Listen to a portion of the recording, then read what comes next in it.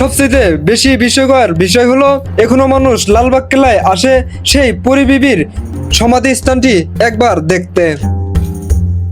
এই যে দেখাইতেছি যে ইট রয়েছে, তখন দেখেন কত নিখুঁত ভাবে এটা কিন্তু এই ইটটাই কিন্তু আজ থেকে 500 বছর আগের ঘর। এই সুড়ঙ্গ পথের রহস্যটা আজও কোনো ঐতিহাসিকবিদ খুঁজে বের করতে পারেননি। ইংরেজরা জমিদারি একটা উপাধি দিয়ে ওগুলা বিভিন্ন জায়গায় তারা তাদের একটা ধরেন যে চাকরি হিসেবে নিয়োগ, এবং তিনিও কিন্তু অভিশপ্ত বলে এই কাজটি ত্যাগ করেন। কেন এটিকে অভিশপ্ত বলে সবাই এটি ছেড়ে চলে গেলেন?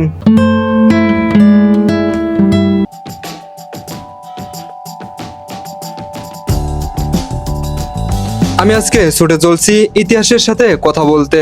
কোথায় যাচ্ছি তা শিরোনামে হয়তোবা জেনে গেছেন, তবে এত সুন্দর ইতিহাস বাংলাদেশেও রয়েছে ভাবতেই গৌরবান্বিত লাগে নিজেকে। যেখানে আছে বাংলার সব থেকে প্রাচীন ইতিহাসের মধ্যে অন্যতম একটি স্থাপত্য। মাত্র 30 মিনিটের রাস্তা। আমি যেখান থেকে বাসে নেমেছি সেখান থেকে রিক্সাওয়ালা আমার কাছে ভাড়া চাইলো 100 টাকা। ভাড়া শুনে আমি অবাক হয়ে গেলাম। পরে 80 টাকা দিয়েই চললাম। রাস্তা না চিনলে যা হয়। রাস্তার পাশে ওভারব্রিজের নিচে সারি সারি ঘোড়া বাঁধা দেখলাম। ঘোড়া বাঁধা দেখে আমার খুবই ভালো লাগলো। অনেকদিন পর আমি ঘোড়া দেখতে পেলাম, আর আমার এলাকাতে প্রচুর পরিমাণের ঘোড়া আছে, তাই মনে পড়ে গেল। বিশেষ একটা কারণ হলো শহরে রিক্সা নিয়ে ঘুরতে বেশ দারুণ লাগে। আমি একটু দূর এগিয়ে এসেই রাস্তা চিনে ফেললাম, আর ভাড়া বেশি দেওয়াতে আফসোস করতে লাগলাম। যাই হোক, ভাড়া বেশি নিক, ইতিহাস তো দেখতে পাবো।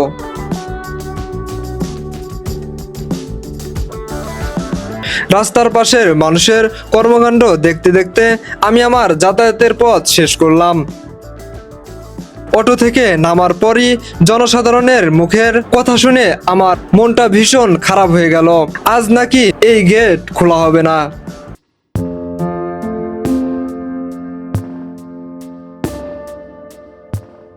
আমি গেটের দিকে উকি মেরে দেখলাম এখানে ব্যাটালিয়ন ডিউটি করছে। বিষয়টা আমার আরো বেশি ভালো লাগলো। কতটা দামি জায়গা এটা। আমি ব্যাটালিয়নকে জিজ্ঞাসা করলাম এই গেট কখন খুলবে। তারা বলল 2টার সময় খুলবে। দেখতে পাচ্ছেন আমার পেছনেও কিন্তু বিদেশিরা এসে তারা ঘুরে গেল ঢুকতে না পেরে। আমি বাহির থেকেই কিছুটা ভিডিও করে নিলাম। এর সম্পর্কে ভীষণ কল্পনায় আঁকতে লাগলাম।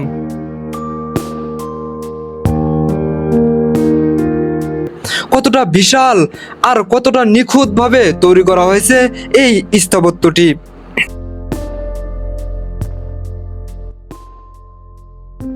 দেখলে এমনি বোঝা যায় সম্রাটের বিশাল ইতিহাস এটি। তাদের স্থাপত্য দেখলেই মনে হয় স্বয়ং সম্রাটই দাঁড়িয়ে আছে যুগ যুগ ধরে। অনেকক্ষণ ঘোরাঘুরির পর পরক্ষণেই দেখতে পেলাম মসজিদের গেট খুলে দেওয়া হয়েছে। মূলত এই গেটটি প্রতি 5 ওয়াক্ত নামাজেই খুলে দেওয়া হয় মুসল্লিদের নামাজের জন্য। আমি সেখান থেকেই এটি দেখতে লাগলাম। আমি ভেতরে প্রবেশ করলাম। আমি মসজিদের ভেতর থেকেই কিন্তু কেল্লাটি উপভোগ করতে লাগলাম। আর আমি সত্যিই অবাক হয়ে যাচ্ছি। এখানকার প্রতিটি দেওয়াল লাল হয়ে আছে এবং এগুলো সবই 400 বছরের পুরনো। বন্ধুরা, এটি কিন্তু সম্রাট শাহজাহানের নাতি সেই আজম শাহের সেই লালবাগ কেল্লা। যে মসজিদের গেটটা খোলা হয়েছে, আমি এই মসজিদের গেট দিয়ে প্রবেশ করছি। তো ভিতরে এখনো প্রবেশ করার অনুমতি নাই। আমি হেঁটে হেঁটে ওই মসজিদ পর্যন্ত যেতে চাই, কারণ এই মসজিদটাও মোগলদের তৈরি। 400 বছর পুরনো সব ইট। আমি ভিতরে প্রবেশ করে আবেগে আপ্লুত হয়ে গেলাম। আজ থেকে প্রায় 400 বছর আগের নির্মাণ করা এই মসজিদ এখনো সেরকমই রয়েছে। প্রিয় বন্ধুরা, এখানে শুধুই একটা মসজিদই নয়, এখানে পুরো একটা রাজ্যের এরিয়া করে বিভিন্ন স্থাপত্য তৈরি করা হয়েছিল সেই মোগল আমলেই 400 বছর আগে।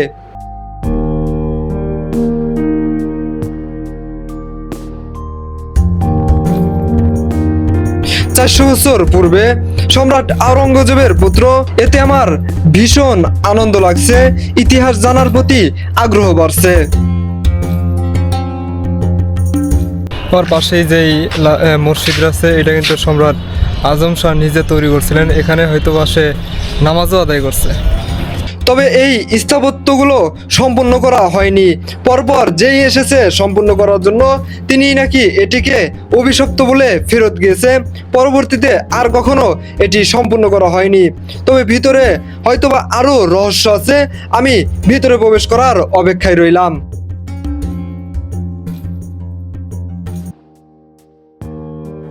দীর্ঘক্ষণ অপেক্ষা করার পর আমাকে টিকিট কাটতে হচ্ছে। টিকিট কিনলাম মাত্র 30 টাকা দিয়ে। তারপর ভিতরে প্রবেশ করলাম। বন্ধুরা, আমি এখন লালবাগ কেল্লার সেই যেখানে আসার কথা বলছিলাম সেইখানে চলে এসেছি। মোগল সম্রাট শাহজাহানের নাতি আওরঙ্গজেবের পুত্র সম্রাট আজম শাহ, তার আমলে তার নির্দেশেই এই লালবাগ কেল্লাটি তৈরি করা হয়েছিল। আজ থেকে প্রায় 400 বছর পূর্বে তৈরি করা হয়েছিল এই লালবাগ কেল্লাটি। এই লালবাগ কেল্লাটি তৈরি করেছিলেন সম্রাট আওরঙ্গজেবের পুত্র সুবেদার আজম শাহ। তিনি মূলত এই লালবাগ কেল্লাটি তৈরি করেছিলেন বহিঃশত্রুর আক্রমণ থেকে যেন এই ঢাকা শহর রক্ষা করা যায়, এবং এটি শত্রুদের খুব দ্রুতই জানি আঘাত আনে, যার কারণে এইখানে একটা এই স্থাপত্য তৈরি করেছিলেন। আমার পেছনে যে বিল্ডিংটা আছে এটা কিন্তু সেই সম্রাট আজম শাহর আমলে তৈরি। সম্রাট আজম শাহ এটা তৈরি করছিলেন মূলত এই ঢাকা শহরকে রক্ষা করার জন্য। এই লালবাগ কেল্লাটি তৈরি করা হয়েছিল। এটা 400-500 বছর হয়ে গেছে, তারপরেও যেই সৌন্দর্য নিয়ে, যেই বিশাল আকৃতি অঞ্চল নিয়ে দাঁড়িয়ে আছে, এটা এক অপরূপ সারা জীবনের স্মৃতি। এটি সেই ঐতিহাসিক লালবাগ কেল্লা, যেটি তৈরি করার পেছনে অনেক ইতিহাস রয়েছে। এই স্থাপত্যটি জুড়েই মুঘল ইতিহাস জর্জরিন্ন হয়ে আছে।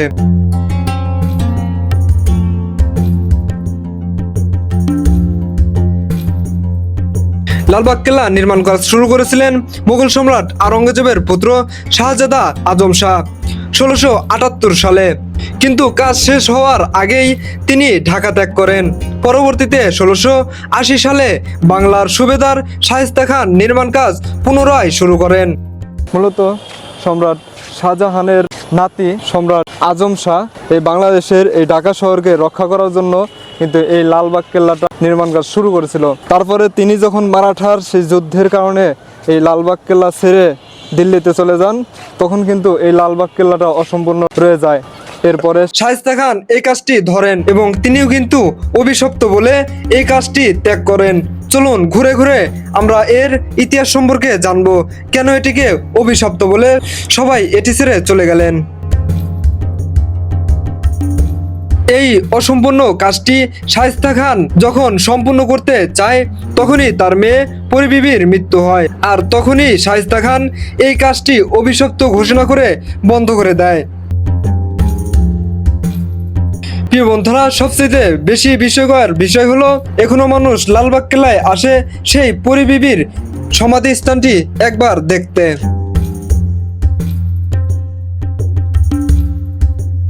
এবার সবার আকর্ষণীয় একটা জিনিস, যেটি দেখার জন্যই দূর দূরান্ত থেকে মানুষ এখানে ছুটে আসে, সেই পরিবিবির সমাধি স্থানটি আপনাদের দেখাবো, আমি দেখব। এখানটাতে কিন্তু শায়েস্তা খানের যে কবরগুলো রাখা আছে, শায়েস্তা খানের মেয়ে এবং সেনাদের কবর এটার ভিতরেই কিন্তু আছে। এই পরিবিবি কিন্তু ইতিহাসের আলোচিত নাম। সুবেদার শায়েস্তা খানের মেয়ে, তারও সমাধি স্থান রয়েছে এখানে এই স্থাপত্যের ভিতরে।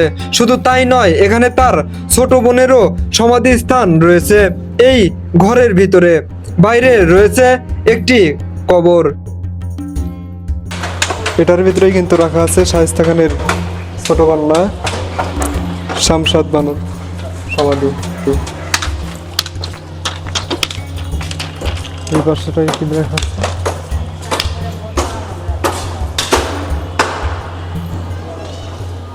যদি ওই ভিতরে বাসটা দেখো, এই ভিতরে কিন্তু পরিবিবির সমাধি স্থান রাখা আছে ঠিক ওইটা কিন্তু পরিবিবির সমাধিস্থান।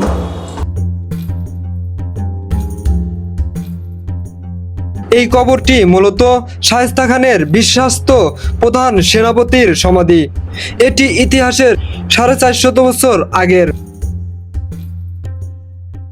আমি এখন এই যেই ছাদের উপরে দাঁড়িয়ে আছি, এটা কিন্তু ছাদ। এই ছাদের উপরে দাঁড়িয়ে আছি, এটা কিন্তু মোগল সম্রাটদের যে ছাদ ছিল, সেই ছাদ কিন্তু এটা। এখানে লেখা আছে যে এটা মোগল ছাদ।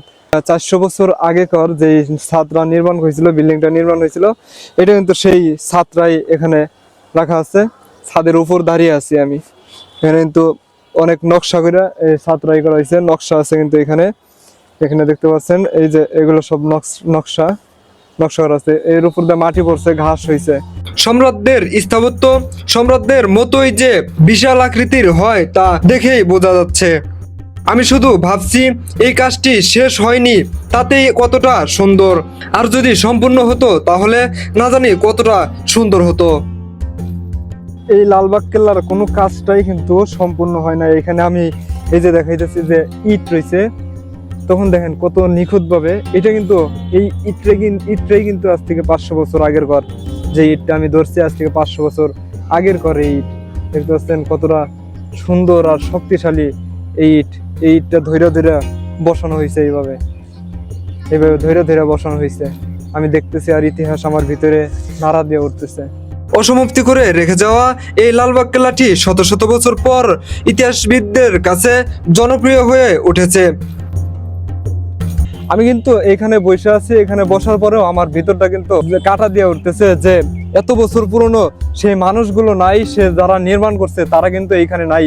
অথচ তাদের হাতের তৈরি, তাদের যে নির্দেশে এই বিল্ডিংটা তৈরি করা হয়েছিল, এই লালবাগ কেল্লাটা তৈরি করা হয়েছিল, সেগুলো কিন্তু রয়েছে। তাদের বংশধরের কোনো খোঁজ খবর নেই, কিন্তু এই স্থাপত্যটা কিন্তু এখনো রয়ে গেছে। তারা কিন্তু এই স্থাপত্যরা বর্তমানে বাংলাদেশে কিন্তু পরিচর্যার ভার রয়েছে। এখানে বিভিন্ন দেশ থেকে পর্যটকরা আসছে।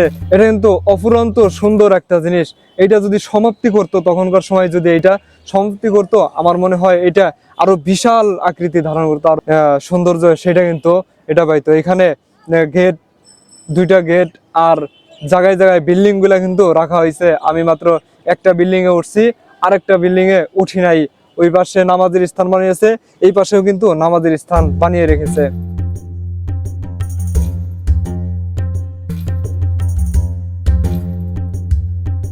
সম্রাটরা মূলত এই দুর্গগুলো তৈরি করতেন নিজেদের আত্মরক্ষার জন্য, যেন বহিঃশত্রুর আক্রমণ থেকে তার রাজ্যটাকে রক্ষা করা যায় এবং তিনিও যেন নিরাপদে থাকে।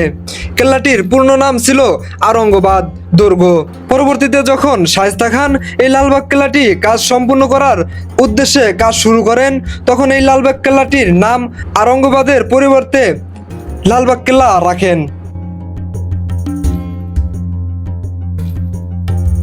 আমি এই স্থাপত্যগুলো দেখছি আর মনে মনে কল্পনায় ভাবছি সম্রাট আজম শাহ যে কতবার এই স্থাপত্যগুলোতে এসেছিল তা বলার বাহিরে। এই বুঝি তার পায়ের ছাপ আমার সাথে মিলে গেল। এই বুঝি এইখানে তিনি দাঁড়িয়ে এই স্থাপত্যগুলো নিয়ে আলোচনা করতেন। আমি চারপাশ ঘুরতে ঘুরতে এক ভয়ঙ্কর স্থাপত্যের দিকে ছুটে আসলাম। তালাবদ্ধ করে রেখে দেওয়া আছে।